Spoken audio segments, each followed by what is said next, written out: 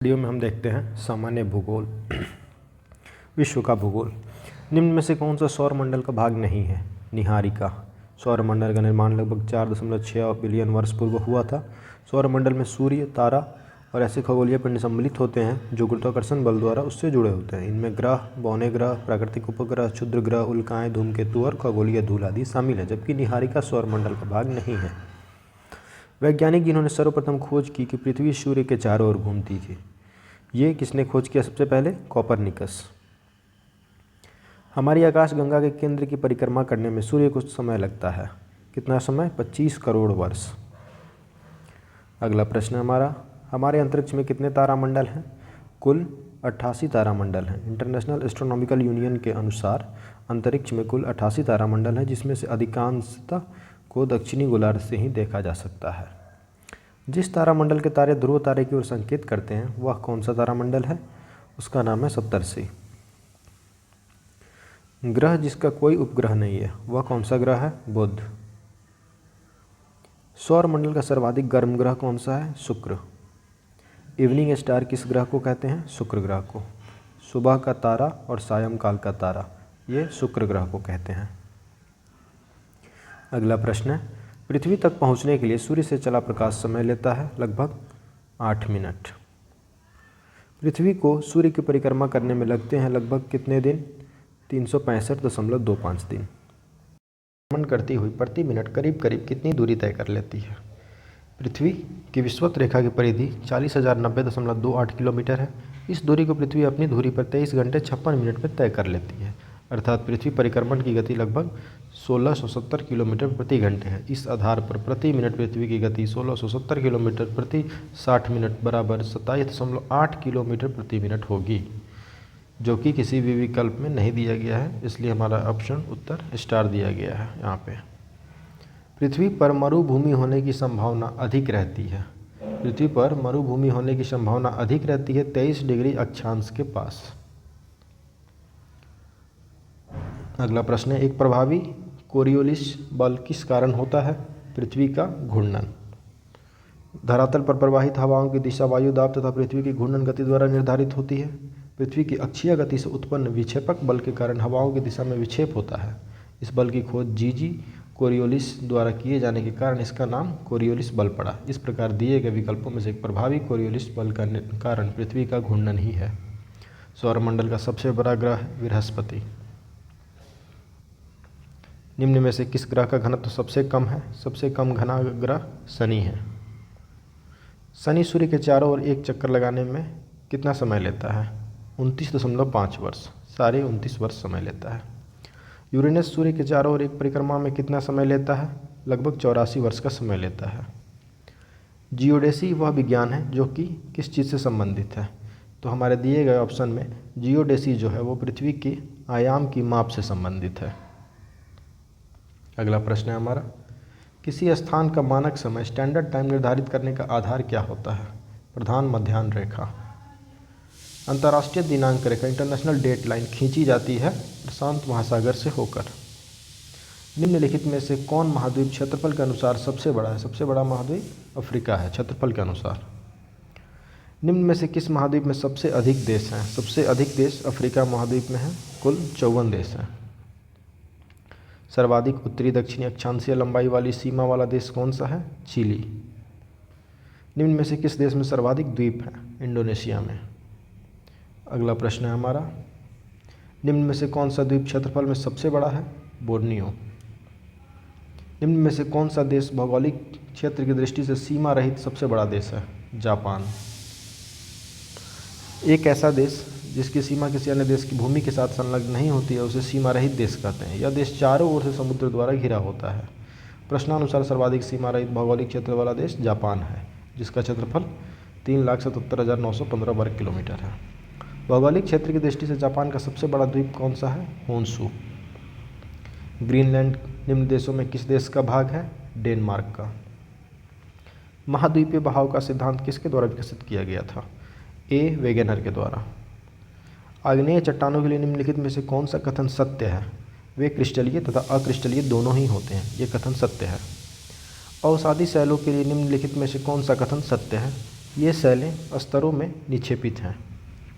निम्न में से कौन से कथन एस्कर और ड्रमलिन के संबंध में है? पहला कथन है एस्कर क्रूड बेडेड बजरी और रेत की लकीरें हैं।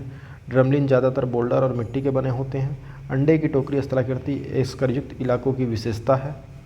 और हमारा चौथा स्टेटमेंट है जबकि एस्कर ग्लेशियरों की धाराओं द्वारा निर्मित होते हैं, ड्रमलिन ग्लेशियर की क्रिया से उत्पन्न होते हैं। तो दिए गए कथनों में हमारा कथन सही है 1, 2 और 4। तीसरा कथन हमारा गलत है जो कि है अंडे की टोकरी स्थलाकृति एस्कर युक्त इलाकों की विशेषता है। आइए इसकी एक्सप्लेनेशन देखते हैं। ग्लेशियरों या हिम के पिघलने से प्राप्त जलधाराओं द्वारा मलबा के निक्षेपण से निर्मित एस्कर लंबे संकरे कटक होते हैं जिनके किनारे तीव्र ढाल वाले होते हैं। एस्कर की संरचना बजरी, रेत तथा कंकड़ पत्थर द्वारा होती है। हिम नद के निक्षेप द्वारा निर्मित स्थलारूपों में ड्रमलिन गोलास मृत्तिका द्वारा निर्मित एक प्रकार के ढेर या टीले होते हैं जिनका आकार उल्टी नौका या कटे हुए उल्टे अंडे के समान होता है। अंडे की टोकरी स्थलाकृति ड्रमलिन युक्त इलाकों की विशेषता है। ड्रमलिन ग्लेशियर की क्रिया से उत्पन्न होते हैं। माउंट एटना क्या है? एक ज्वालामुखी है। माउंट एटना एक सक्रिय ज्वालामुखी है जो कि इटली के सिसिली द्वीप के पूर्वी तट पर स्थित है। इसकी सर्वोच्च ऊंचाई 3350 मीटर है। मौना लोवा उदाहरण है किस चीज़ का? सक्रिय ज्वालामुखी का। मौना लोवा जो है वो सक्रिय ज्वालामुखी है जो हवाई द्वीप में स्थित है, एक सक्रिय ज्वालामुखी। वर्ष 2004 के हिंद महासागरीय भूकंप तथा उससे परिणामी सुनामी के संबंध में कौन सा कथन सही नहीं है? कथन दिए गए उपयुक्त कथन है। पहला कथन है सुंडा खाई में भारतीय प्लेट के बर्मी प्लेट से अधः गमन वाले क्षेत्र में लगभग 1200 किलोमीटर भ्रंश रेखा का 15 मीटर तक खिसकाव होने के कारण इस भूकंप की उत्पत्ति हुई है। दूसरा है परिणामी सुनामी ने इंडोनेशिया के तट से अफ्रीका के पूर्वी तट तक अधिक केंद्र से लगभग 8500 किलोमीटर की दूरी तक तटों को घोर विध्वंस किया। और तीसरा कथन है वर्तमान अनुमानों के अनुसार भूकंप जनित सुनामी ने समुद्र में डूब गई अगिनत लाशों के अतिरिक्त 50 लाख से अधिक लोगों को मौत के घाट उतारा था। और चौथा स्टेटमेंट हमारा बांग्लादेश में बहुत कम लोग हताहत हुए क्योंकि भूकंप प्रभावित भ्रंश रेखा की दिक् स्थिति लगभग उत्तर दक्षिणी होने से सुनामी लहरों की प्रबलतम शक्ति पूर्व पश्चिम दिशा में ही थी। तो उपयुक्त चारों कथन में से हमारा जो कथन सही नहीं है वह कथन है तीसरा जो कि है वर्तमान अनुमानों के अनुसार भूकंप जनित सुनामी ने समुद्र में डूब गई अनगिनत लाशों के अतिरिक्त 50 लाख से अधिक लोगों को मौत के घाट उतारा था।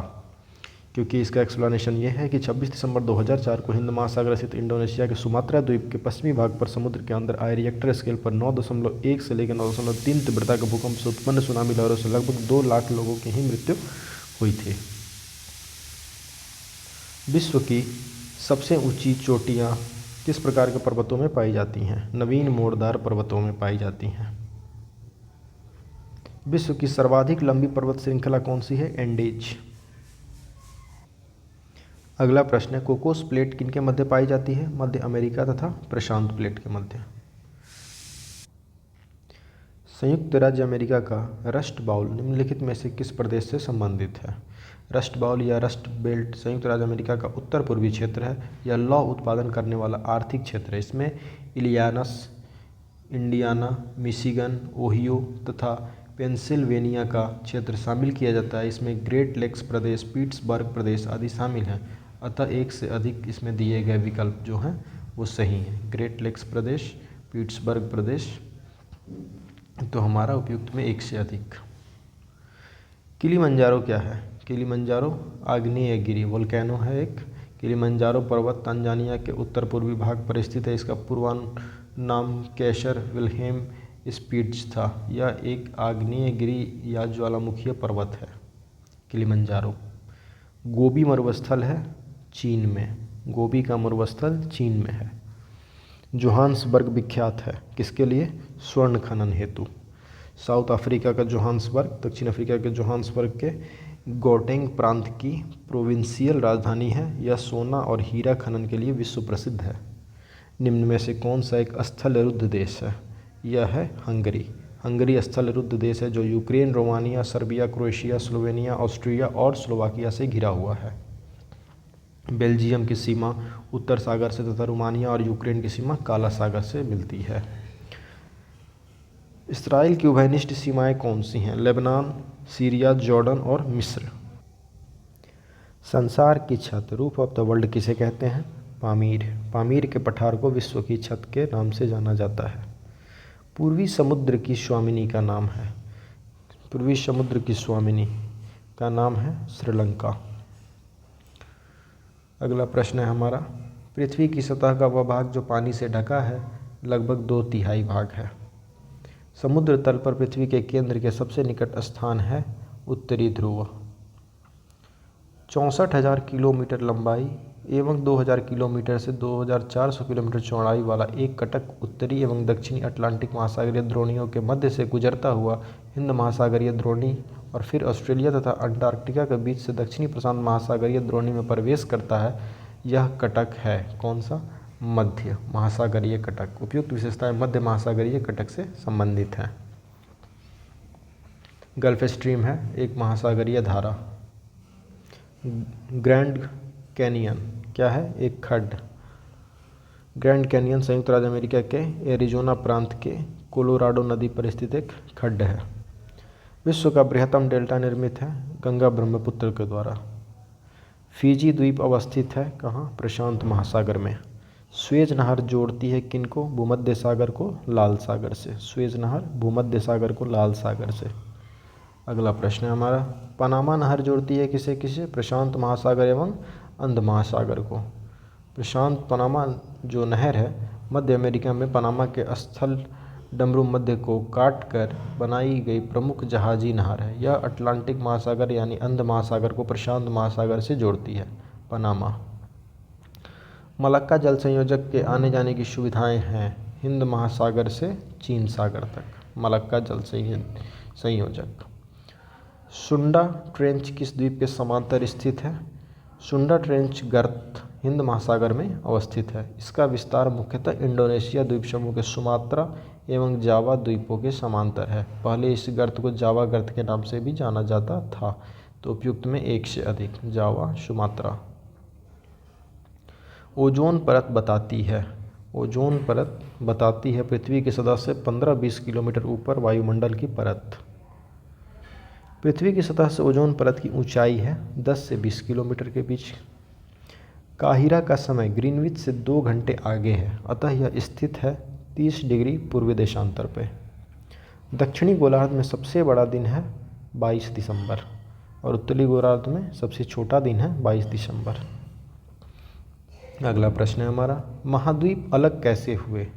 विवर्तनिक क्रिया से। महाद्वीप अलग हुए विवर्तनिक क्रियाओं से। वलन क्रिया किसका परिणाम है?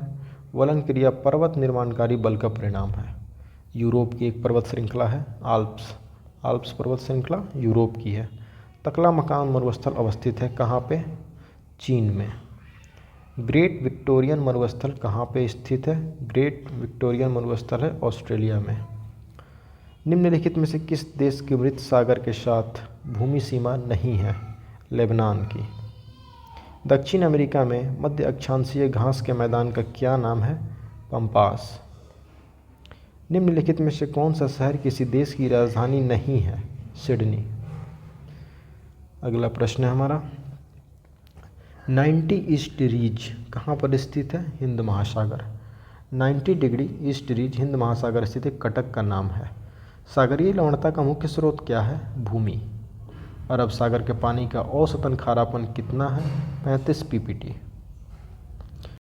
सागरों में किसमें औसत लवणता सर्वाधिक है? मृत सागर में औसत लवणता सर्वाधिक पाई जाती है। दक्षिण अमेरिका की सबसे बड़ी नदी कौन सी है? अमेजन नदी।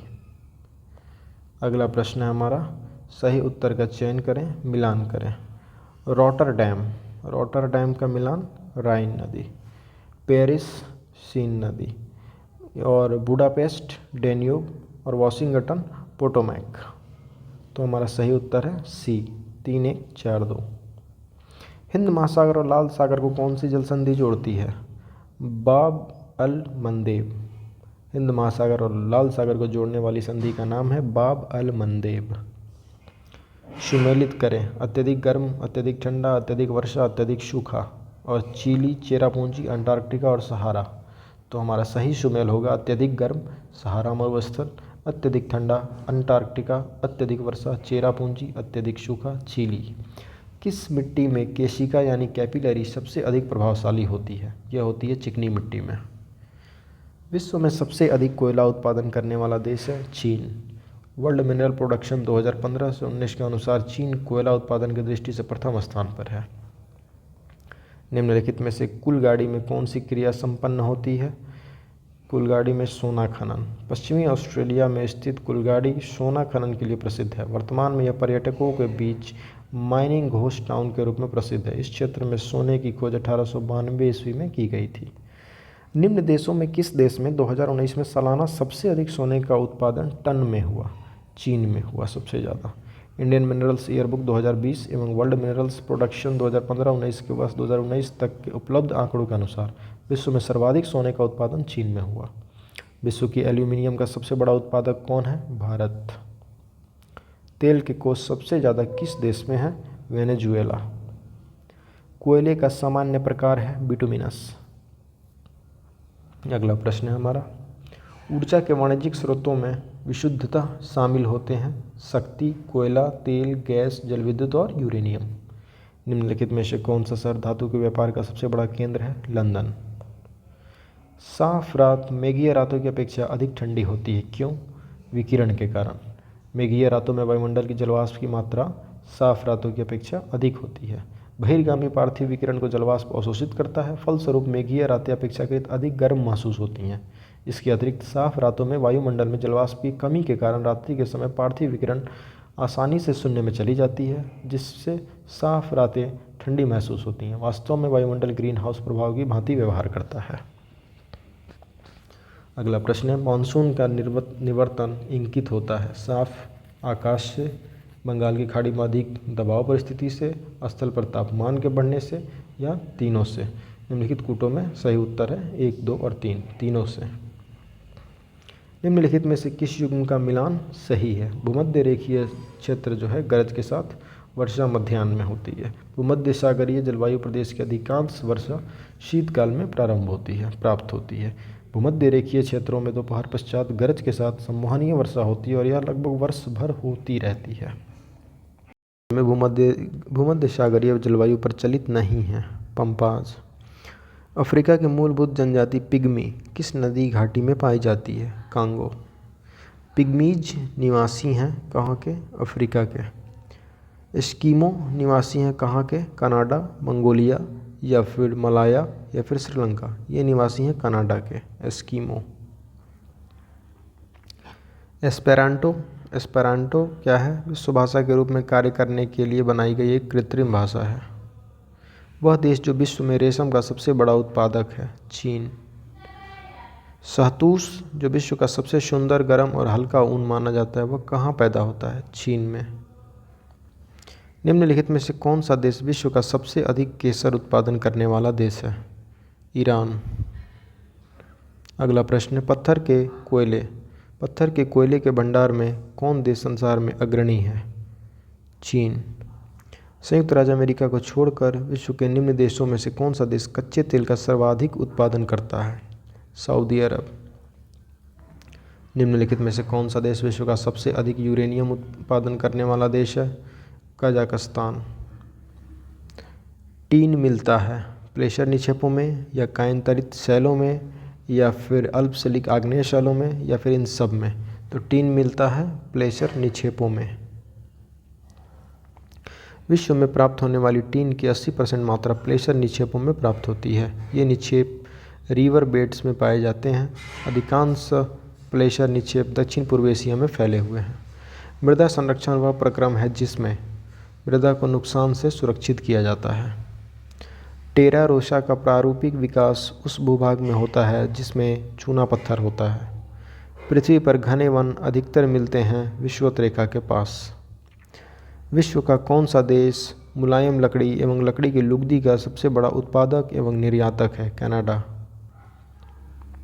सूची 1 और सूची 2 रेल मार्ग और जोड़ने वाले स्थान दिए गए हैं, इनको सुमेलित कीजिए तथा सूचियों में दिए गए कूट का प्रयोग करके सही उत्तर बताइए। तो यूरोपीय ट्रांस कॉन्टिनेंटल रेल मार्ग पेरिस से वारसा। ट्रांस इंडियन रेल मार्ग ब्यूनस आयर्स से वालपरेजो चिली। ट्रांस साइबेरियन रेल मार्ग ये जाएगी सेंट पीटर्सबर्ग अथवा मॉस्को से व्लादिवोस्टोक यहाँ पे रूस। ओरिएंट एक्सप्रेस ये पेरिस से इस्तांबुल। निम्नलिखित में से कौन एक पत्तन नगर नहीं है? कैनबरा। कैनबरा एक पत्तन नगर नहीं है। अगला प्रश्न है हमारा, निम्नलिखित में से कौन सा विश्व का कहवा पत्तन के नाम से जाना जाता है? सेंटोस। सेंटोस ब्राज़ील के दक्षिण पूर्व तट पर स्थित समुद्री बंदरगाह है। यहाँ से सर्वाधिक कॉफ़ी का निर्यात किए जाने के कारण इसे विश्व का कहवा पत्तन भी कहा जाता है, कॉफ़ी पोर्ट ऑफ वर्ल्ड। पर्यावरण किससे बनता है? पर्यावरण जीवीय घटकों से, भू आकृतिक घटकों से, अजैव घटकों से, सभी को मिलाकर बनता है। जलवायु परिवर्तन पर संयुक्त राष्ट्र संघ का कन्वेंशन ढांचा किससे संबंधित है? ग्रीन हाउस गैसों के उत्सर्जन में कमी। अब हम आते हैं विश्व के भूगोल के बाद भारत का भूगोल। भारत विस्तृत है। भारत विस्तृत है कहाँ से?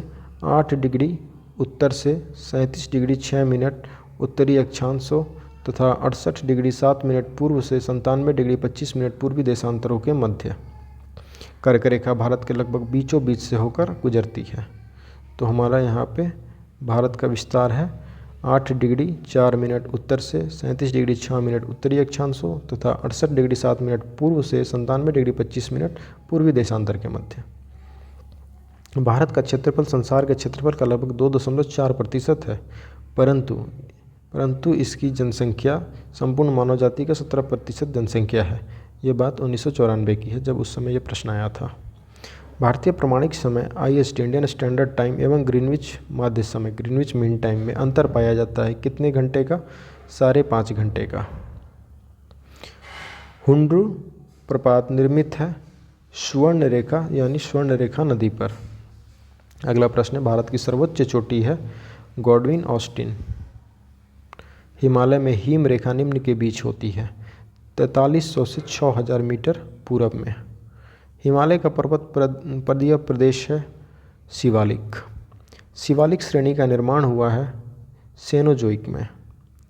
शिवालिक या बाह्य हिमालय का निर्माण आज से लगभग 5 से 1.7 मिलियन वर्ष पूर्व प्लियोसीन अर्थात सेनोजोइक युग में हुआ था। भारत के अतिरिक्त प्रायद्वीपीय पर्वत निर्मित हुए सेनोजोइक महाकल्प में। छोटा नागपुर पठार एक अग्र गंभीर है। छोटा नागपुर पठार में विभिन्न ऊंचाइयों के पठारों का क्रम मिलता है। मध्य पश्चिमी भाग पर पाट भूमि स्थित है जिसकी अधिकतम ऊंचाई 1100 मीटर मिलती है। इस पठार की प्रत्येक दिशा में सोपान मिलते हैं। पठार की ढाल तीव्र स्कार्पों के रूप में पाए जाते हैं, अतः यह एक अग्र गंभीर है। भारत में भू आकारों की रचना के संबंध में निम्न कथनों पर मनन करिए। संरचनात्मक दृष्टि से मेघालय पठार दक्कन पठार का ही विस्तारित भाग है। कश्मीर घाटी की रचना एक समभीनति में हुई। गंगा मैदान की रचना एक अग्रगर्त में हुई। हिमालय की उत्पत्ति भारतीय प्लेट, यूरोपीय प्लेट तथा चीनी प्लेट के त्रिकोणीय अभिसरण के फलस्वरूप हुई है। दिए गए कथनों में सिर्फ कथन 1, 2 और 3 ही सिर्फ सही हैं। अगला प्रश्न है हमारा, निम्न में से कौन सा मेघालय पठार का अंश नहीं है? भुवन पहाड़ियाँ। भुवन पहाड़ियाँ मीजो हिल्स के भाग हैं। इल्मेनाइट जो कि भारतीय तटीय रेखा के साथ व्यापक रूप से वितरित है, किसका खनिज है? टाइटेनियम का खनिज है। यह इल्मेनाइट तट रेखा है। भारत की मुख्य भूमि से लगे कुल तट की लंबाई 5422.6 किलोमीटर है। मुख्य भूमि से दूर कुल तट की लंबाई 2094 किलोमीटर है। भारत की संपूर्ण तट रेखा अर्थात द्वीपों के साथ 7516.6 किलोमीटर है, अर्थात कोई भी दिए गए विकल्प सही नहीं है। महाराष्ट्र एवं कर्नाटक में पश्चिमी घाट डैश कहलाते हैं, सह्याद्री कहलाते हैं। वह दर्रा जो सर्वाधिक ऊंचाई में अवस्थित है। दिए गए विकल्पों में नाथुला सर्वाधिक ऊंचाई में अवस्थित है। जो विकल्प दिए गए हैं उनमें नाथुला है जो कि सर्वाधिक ऊंचाई में अवस्थित है। नाथुला की ऊंचाई 14,450 फीट, जोजिला की ऊंचाई 11,578 फीट, रोहतांग दर्रा की ऊंचाई 13,044 फीट तथा खैबर दर्रा की ऊंचाई 3,510 फीट। परंतु भारत का सर्वाधिक ऊंचाई में अवस्थित दर्रा यांगची दीवान जो कि 5,890 मीटर है। चूँकि विकल्प में ये नहीं दिया गया है, इसलिए उपयुक्त दिए गए विकल्पों में नाथुला जो है वो सर्वाधिक ऊंचाई में है। लक्षद्वीप टापू अवस्थित है दक्षिण पश्चिम भारत में। द्वीपों का समूह लक्षद्वीप प्रवाल उत्पत्ति का है। लक्षद्वीप में कितने द्वीप हैं? कुल 36 द्वीप हैं। विदर्भ एक प्रादेशिक नाम है भारत में और यह महाराष्ट्र का अंग है। निम्न में से किस राज्य में सर्वाधिक क्षेत्र वनों के अंतर्गत पाया जाता है? अरुणाचल प्रदेश। निम्नलिखित किस पहाड़ी पर पूर्वी घाट पश्चिमी घाट से मिलता है? नीलगिरी पहाड़ी पर।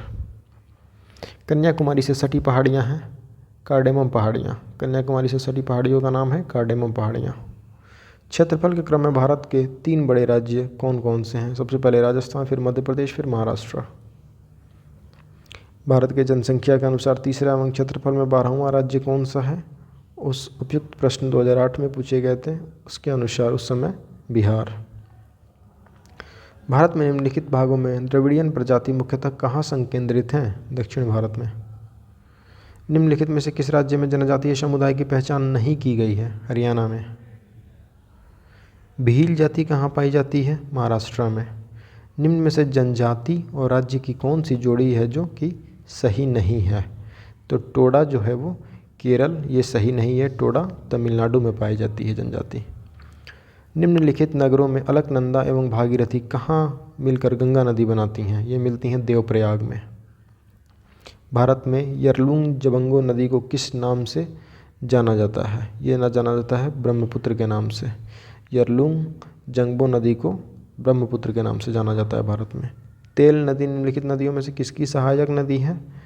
तेल नदी महानदी की एक प्रमुख सहायक नदी है। महानदी चूँकि ऑप्शन में नहीं दिया गया है इसलिए हमारा ऑप्शन है ई।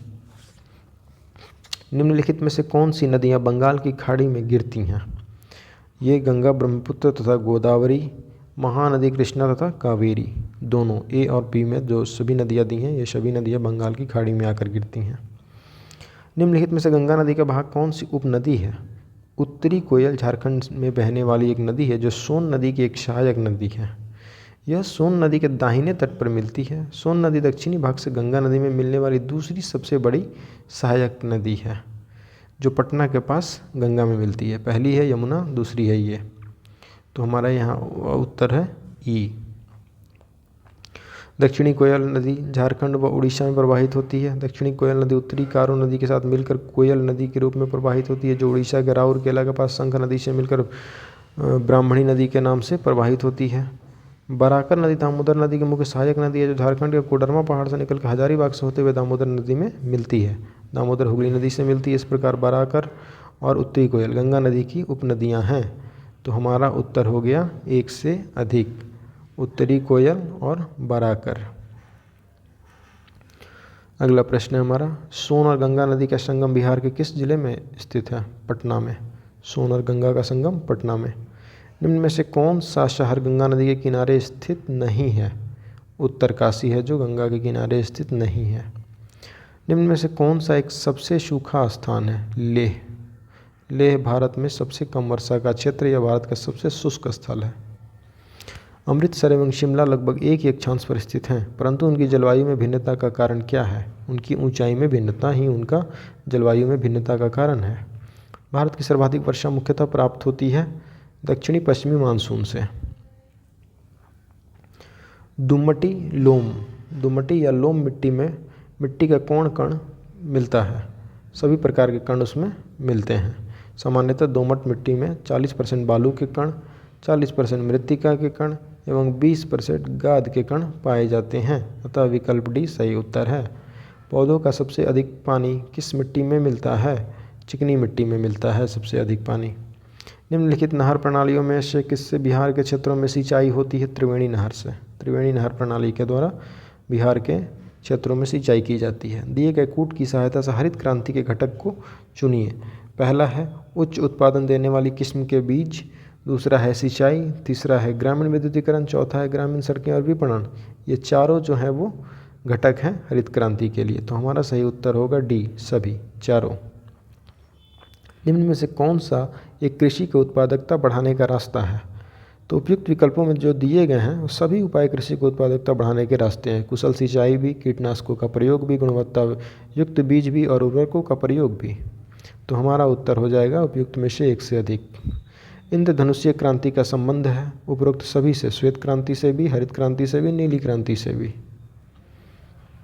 काली क्रांति संबंधित है किससे? कच्चा तेल के उत्पादन से संबंधित है।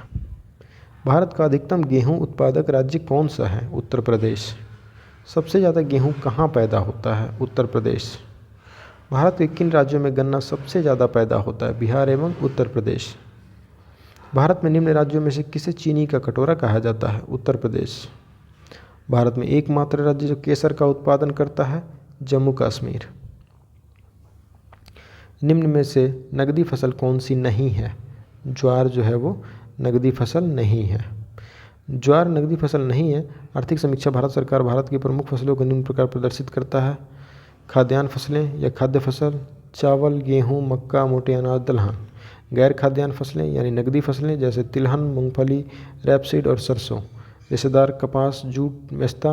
बागानी फसलें चाय, कॉफ़ी, रबड़। अन्न में गन्ना, तंबाकू और आलू। बिहार भारत के कौन से दो राज्य सबसे बड़े पैमाने पर लौह अयस्क से संपन्न हैं? मध्य प्रदेश और उड़ीसा। निम्नलिखित लौह अयस्कों में से बैलाडीला में किसका खनन होता है? हेमाटाइट का या सीडेराइट का या लिमोनाइट का या मैग्नेटाइट का? वहाँ होता है हेमेटाइट का खनन। झारखंड में कोयला की खानें स्थित हैं कहाँ? झरिया में। भूमिगत कोयले का दहन किस राज्य में होता है? झारखंड में होता है। भूमिगत कोयले का दहन झारखंड राज्य में होता है। यह दहन झरिया कोलफील्ड क्षेत्र में हो रहा है। झारखंड के झरिया क्षेत्र में मुख्यतः क्या पाया जाता है? कोयला। भारतीय कोयला उद्योग की निम्नलिखित समस्याओं पर विचार करें। कौन से कथन इसमें से उपयुक्त दिए गए में से सही हैं? निम्न कोटि का कोयला एवं कोयला संचालन में बाधा, धुलाई संस्थानों की उपयोग क्षमता में कमी, कोकिंग कोयला के आधार पर बढ़ती निर्भरता, कार्य संचालन कीमतें। इसमें से कौन सी कथनें सही हैं? तो उपयुक्त चारों कथन में जो दिए गए कथन हैं उनमें से 1, 2, 3, 4 चारों के चारों कथन सही हैं। निम्न कोटि का कोयला एवं कोयला संचालन में जो बाधा है वो समस्या है। धुलाई संस्थाओं की उपयोग क्षमता में कमी है, वो भी एक समस्या है। कोकिंग कोयला के आयात पर बढ़ती निर्भरता, ये भी समस्या है। और कार्य संचालन की कीमतें जो हैं वो भी एक समस्या बनी हुई हैं। भारत में सबसे पुराना तेल भंडार कहाँ पे है? डिगबोई, आसाम। भारत में सर्वप्रथम तेल या ऊर्जा संकट कब हुआ? सर्वप्रथम हुआ 1970 और 1980 के दौरान। भारत में प्रति व्यक्ति ऊर्जा की खपत 1994 में कितनी थी? 243 किग्रा तेल के बराबर। निम्न राज्यों में कौन सा राज्य भारत में सर्वाधिक सौर ऊर्जा का उत्पादक है? कर्नाटक। भारत में राज्य विद्युत बोर्डों की वित्तीय रुग्णता के निम्नलिखित कारणों पर विचार करें। कृषि एवं घरेलू उपभोक्ताओं को उत्पादन लागत से कम पर बिजली का विक्रय, प्रसारण एवं संवितरण हानियाँ काफ़ी ज़्यादा होती हैं, राज्य विद्युत बोर्डों के लिए वाणिज्यिक स्वायत्ता में कमी, राज्य सरकारों ने राज्य विद्युत बोर्डों के माध्यम से सामाजिक परिधान नीतियों को क्रियान्वित किया है। ये सभी जो है वित्तीय रुग्णता के कारण हैं। तो हाँ, 1, 2 और 3, 4 चारों के चारों कथन सही हैं। अगला प्रश्न है टिस्को। टिस्को संयंत्र किसके नज़दीक स्थित है? टाटानगर के पास। बिहार में डालमिया नगर किसके लिए प्रसिद्ध है? सीमेंट के लिए। अगला प्रश्न है हमारा, निम्नलिखित स्थानों में कहाँ तांबा उद्योग स्थापित है? खेतड़ी में।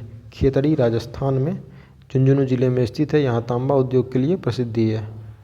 राजस्थान राज्य का खेतड़ी बेल्ट किसके लिए प्रसिद्ध है? तांबा खनन। स्वर्णिम चतुर्भुज क्या है? ये राष्ट्रीय राजमार्ग परियोजना है। भारत का 40% सड़क परिवहन होता है राष्ट्रीय राजमार्ग से या राजकीय राजमार्ग से? राष्ट्रीय राजमार्ग से। निम्न हिमालय पर्वत श्रेणियों में से किस पर्वत श्रेणी को अटल टनल पार करती है? तो ये है पूर्वी पीर पंजाल। निम्नांकित नंबर की राजधानी ट्रेनों में से कौन सी एक अधिकतम दूरी तय करती है? वो 12,431 त्रिवेंद्रम सेंट्रल उस समय की ये सबसे ज़्यादा दूरी तय करती थी। कुरियर सेवा से प्रतिस्पर्धा के लिए भारतीय डाक विभाग ने द्रुत डाक सेवा का आरंभ कब किया? 1986 में किया। अगला प्रश्न है हमारा, भारतवर्ष में सर्वप्रथम दूरभाष का प्रादुर्भाव किस वर्ष हुआ? भारत में 1850 ईस्वी में सर्वप्रथम टेलीग्राफ सेवा कोलकाता और डायमंड हार्बर के बीच शुरू की गई थी। 1881 में इंग्लैंड की ओरिएंटल टेलीफोन कंपनी लिमिटेड ने भारत में कलकत्ता, बॉम्बे, मद्रास, अहमदाबाद तथा कराची में टेलीफोन एक्सचेंज स्थापित किए। 28 जनवरी 1882 को टेलीफोन सेवा की औपचारिक स्थापना की गई। विकल्प के अनुसार कोई भी उत्तर यहाँ पे सही नहीं है, इसलिए स्टार दिया गया है। पाट अंचल पैट रीजन अवस्थित है झारखंड में। झुमरी तलैया रेडियो पर गीतों की फरमाइश के लिए प्रसिद्ध किस राज्य में स्थित है? झारखंड में। क्षेत्रफल के अनुसार निम्न राज्यों का सही अवरोही क्रम बताएं। सबसे बड़ा, उससे छोटा, फिर उस सबसे छोटा। तो सही क्रम है सबसे आगे मध्य प्रदेश, फिर उत्तर प्रदेश, फिर आंध्र प्रदेश और सबसे बाद में Bihar.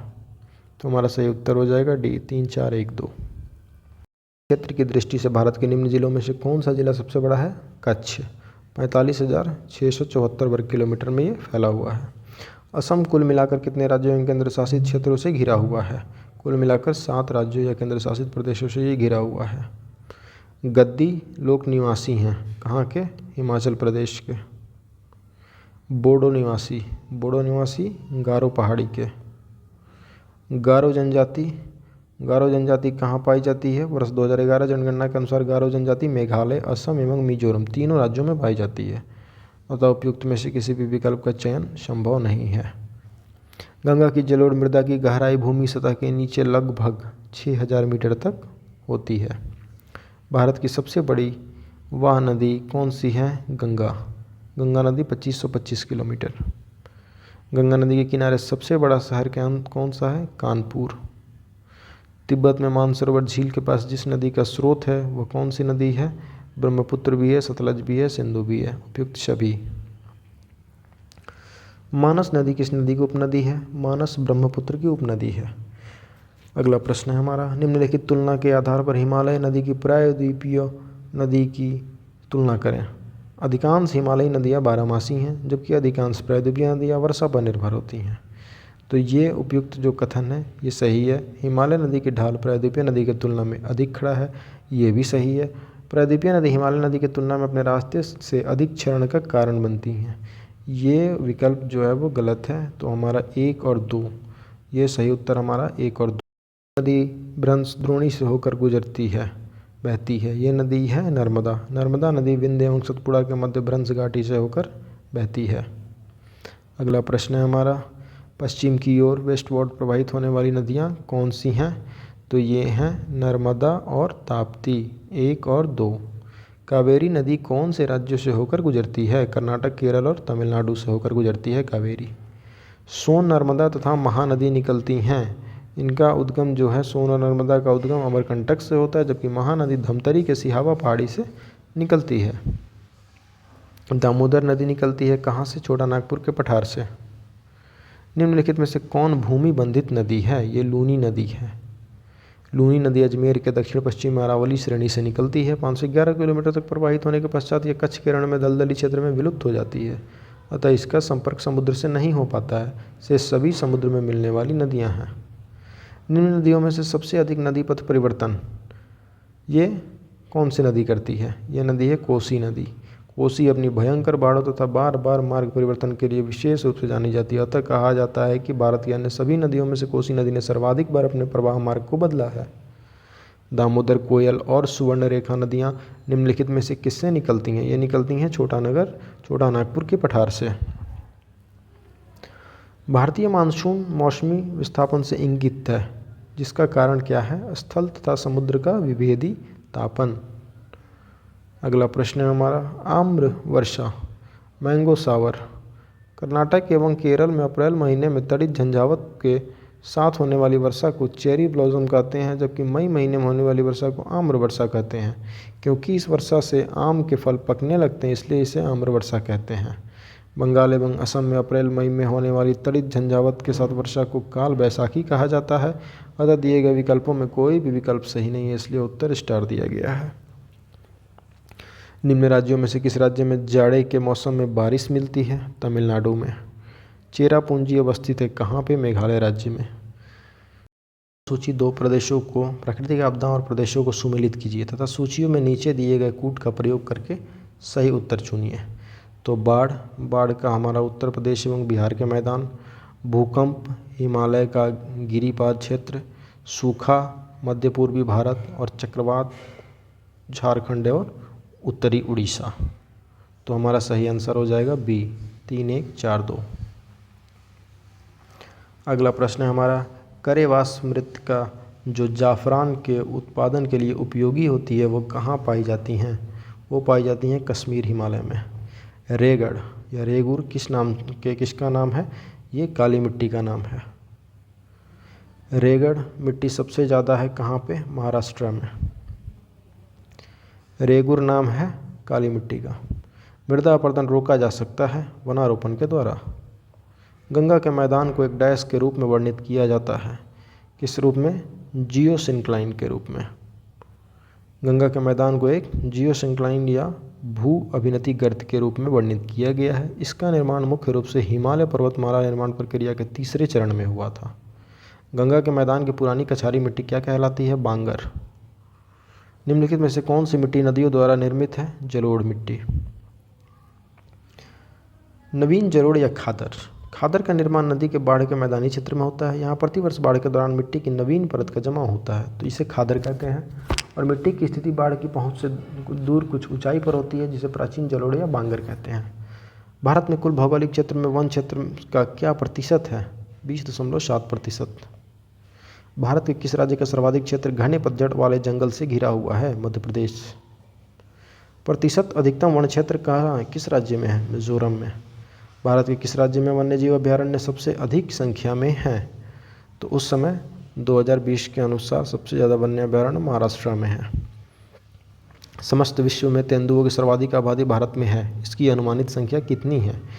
Status of leopards in India 2018 के अनुसार भारत में लगभग 12,852 तेंदुआ होने का अनुमान है। भारत की जनसंख्या विशेषताओं के संबंध में निम्न कथनों का मनन कीजिए। वर्ष 1991 से 2001 के दशक में जनसंख्या की वृद्धि लगभग 21% की दर से हुई। यह उपयुक्त कथन जो दिया गया है, ये कथन सही है। वर्ष 1991 की अपेक्षा 2001 में पुरुष और महिला साक्षरता का अंतर बढ़ गया, गलत है। वर्ष 2001 की जनगणना के अनुसार देश में 35 ऐसे बड़े नगर हैं जिसमें कुल नगरीय जनसंख्या की लगभग 48% जनसंख्या निवास करती है, गलत है। वर्ष 1991 की जनगणना का अनुत्पादक उपभोक्ताओं की संख्या में कमी का संकेत दिया है, ये कथन सही है। तो उपयुक्त दिए गए कथनों में से 1 और 4 केवल सही है, तो हमारा उत्तर हो गया सी। अगला प्रश्न है हमारा, 2011 की जनगणना के अनुसार भारत की कुल जनसंख्या में नगरीय जनसंख्या का प्रतिशत कितना है? लगभग 31%। सारण सिंचाई नहर निकलती है कहाँ से? गंडक से। त्रिवेणी नहर में किस नदी से पानी आता है? गंडक नदी से आता है पानी। भाखड़ा नांगल एक संयुक्त परियोजना है, हरियाणा, पंजाब, राजस्थान की। भाखड़ा नांगल बांध किस नदी पर बनाया गया है? सतलज नदी पर। किस नदी पर शिव समुद्रम जलप्रपात अवस्थित है? कावेरी नदी पर। पट्टी सीमा परियोजना निम्नलिखित में से किन नदियों के एकीकरण से जुड़ी है? कृष्णा और गोदावरी। हीराकुंड बांध या डैम तैयार किया गया है कहाँ? महानदी पर। मैथौन, बेल पहाड़ी एवं तिलैया बांध किस नदी पर बनाए गए हैं? बराकर नदी पर। निम्नलिखित में से कौन सी एक मीठे पानी की झील है? दिए गए विकल्पों में वुलर झील जो है तथा लोकटक झील है जो मीठे पानी की झील है, वुलर और लोकटक, जबकि चिल्का एवं सांबर जो है वो खारे पानी की झीलें हैं। कौन सा कृषि वित्त का स्रोत नहीं है? सहकारी समितियां, व्यापारिक बैंक, क्षेत्रीय ग्रामीण बैंक या इनमें से कोई नहीं? तो भारत में कृषि वित्त जो एग्रीकल्चरल फाइनेंस के प्रमुख स्रोत वाणिज्यिक बैंक हैं, व्यापारिक बैंक नहीं, वाणिज्यिक बैंक और सहकारी बैंक और क्षेत्रीय ग्रामीण बैंक। तो अतः स्पष्ट है कि सही उत्तर हमारा ऑप्शन डी है। कृषि के युग्म पैदावार का आशय डैश को उगाने से है, विभिन्न मौसमों पर 2 फसल। भारत में द्वितीय हरित क्रांति के संबंध में क्या सही है? इसका लक्ष्य हरित क्रांति से पूर्व में ही लाभान्वित हो चुके क्षेत्रों में गेहूं एवं चावल के उत्पादन में और वृद्धि करना है, या दूसरा इसका लक्ष्य हरित क्रांति से अब तक लाभान्वित न हो सकने वाले क्षेत्रों में बीज पानी उर्वरक तकनीक का विस्तार करना। ये कथन उपयुक्त कथन सही है। इसका लक्ष्य हरित क्रांति के प्रारंभ में प्रयुक्त हो चुकी फसलों को छोड़कर अन्य फसल के उत्पादन में वृद्धि करना, ऐसा नहीं है। इसका लक्ष्य पशुपालन, सामाजिक वानिकी तथा मत्स्य पालन के साथ शस्योत्पादन का समाकलन करना है। ये भी स्टेटमेंट सही है। तो हमारा उत्तर है 2 और 4, सी ऑप्शन सही है। नकदी फसल में सम्मिलित कौन सा नहीं है? गेहूँ नहीं है। नकदी फसलों के अंतर्गत गन्ना, कपास, जूट, तंबाकू, तिलहन प्रमुख हैं। गेहूं की फसल नकदी फसल न होकर खाद्य फसल है। स्वतंत्रता प्राप्ति के बाद से भारत ने सर्वाधिक प्रगति की है। किसके उत्पादन में? गेहूं के उत्पादन में। प्रमुख खाद्य फसल कौन सा है? चावल। भारत के चावल के कटोरे क्षेत्र का नाम बताइए। कृष्णा गोदावरी डेल्टा क्षेत्र। खेती के अंतर्गत क्षेत्र के अनुसार भारत में सबसे महत्वपूर्ण खाद्य फसल कौन सी है? चावल है। भारत में कौन सी फसल सर्वाधिक क्षेत्र में बोई जाती है? मूंगफली। भारत का सबसे बड़ा कपास उत्पादक महाराष्ट्र है। आर्थिक समीक्षा 21-22 के अनुसार भारत में अग्रणी कपास उत्पादक राज्य हैं महाराष्ट्र, उसके बाद गुजरात, उसके बाद तेलंगाना। गन्ने के उत्पादन में राज्यभर घटते क्रम में बताइए। सबसे ज़्यादा गन्ना उत्पादन उत्तर प्रदेश, फिर महाराष्ट्र, फिर तमिलनाडु, फिर कर्नाटक। शुष्क भूमि के लिए सर्वाधिक उचित फसल कौन सी है? मूंगफली। भारत का सबसे बड़ा रबड़ उत्पादक राज्य कौन सा है? केरल। निम्नलिखित में से भारत का कौन सा राज्य रबड़ के उत्पादन में अग्रणी है? केरल राज्य। भारत सर्वश्रेष्ठ उत्पादक एवं उपभोक्ता है। प्रश्नकाल में भारत विश्व में चाय तथा दाल का सबसे बड़ा उत्पादक एवं उपभोक्ता देश था। FOA के वर्ष 2020 के आंकड़ों के अनुसार भारत विश्व में चाय का दूसरा बड़ा उत्पादक और सबसे बड़ा उपभोक्ता है। वहीं दूसरी तरफ भारत दाल के उत्पादन एवं उपभोग में प्रश्नकाल से वर्तमान तक अग्रणी स्थान पर बना हुआ है। अतः वर्तमान संदर्भ में इस प्रश्न का उपयुक्त उत्तर दाल होगा। निम्नलिखित में से किस पहाड़ी पर चाय बागान नहीं है? गिरनार पहाड़ी पर नहीं है। निम्न कॉफ़ी उत्पादक क्षेत्रों में से कौन सा क्षेत्र कर्नाटक में नहीं है? पुलनेज। पुलनेज जो है वो कर्नाटक में नहीं है। भारतीय कॉफ़ी बोर्ड के अनुसार कर्नाटक के चिकमंगलूर, कोडागू एवं हासन जिले, केरल के वायनाड, त्रावणकोर एवं नेल्लियम पेथिच क्षेत्र एवं तमिलनाडु के पुलनेज, नीलगिरी, शेवराय, अन्नामलाई क्षेत्र कॉफ़ी उत्पादन के लिए प्रसिद्ध हैं। बाबा बूदन गिरी कर्नाटक में है, जहां भारत में सर्वप्रथम कॉफ़ी के पौधे रोपित किए गए थे। भारत अपनी आवश्यकता से अधिक उत्पादन करता है चाय का। भारत का सर्वाधिक पटसन उत्पादक राज्य है पश्चिम बंगाल। भारत में राज्यों में से जूट उत्पादन की दृष्टि से बिहार का स्थान क्या है? द्वितीय। एल्यूमीनियम की सबसे महत्वपूर्ण अयस्क कौन सी है? बॉक्साइट। अगला प्रश्न है हमारा, निम्नलिखित भारतीय राज्य में लौह अयस्क उपलब्ध नहीं है? पंजाब में। भारत में किस राज्य में चांदी उपलब्ध होती है? इंडियन मिनरल शेयर बुक 2020 के अनुसार भारत में चांदी के प्रमुख उत्पादक राज्य हैं राजस्थान और कर्नाटक। तो उपयुक्त उत्तर में नहीं दिया गया, इसलिए हमारा उत्तर स्टार दिया हुआ है। निम्न खनिजों में से किस खनिज के उत्पादन में भारत विश्व में अग्रणी है?